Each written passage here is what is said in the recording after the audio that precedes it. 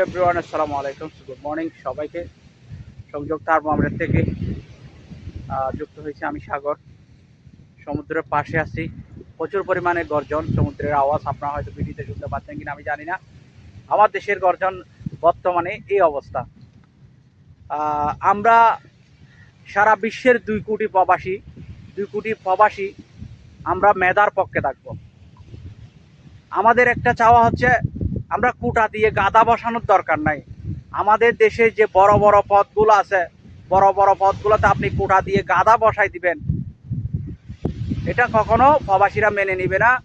আমরা মেধা দিয়ে যে উত্তীর্ণ হবে, মেধা দিয়ে যার মেধা আছে সে তার যোগ্য স্থানে বসতে পারবে। আমরা প্রবাসীরা এটা চাই। বাংলাদেশ সরকারের দুঃসময়ে শ্রীলঙ্কা যখন দেউলিয়া হয়ে গেছে, সবাই বলছিল বাংলাদেশও দেউলিয়া হয়ে যাবে। যেগুলা বাংলাদেশের কখনো এই লোকগুলা ভালো চায় না, সবাই বলছে দেউলিয়া হয়ে যাবে। কিন্তু প্রবাসীরা একমাত্র বাংলাদেশকে সাপোর্ট দিয়ে যাচ্ছিল, সাপোর্ট দিয়ে ওই দেউলিয়ার পথ থেকে রক্ষা করেছে একমাত্র প্রবাসীরা। তো আশা করব বাংলাদেশে যে একটা সম্প্রতি সংকট পরিস্থিতি চলতেছে, এটা খুব তাড়াতাড়ি একটা সলভ হয়ে যাবে। সবাই ভালো থাকবেন, সুস্থ থাকবেন। আসসালামু আলাইকুম।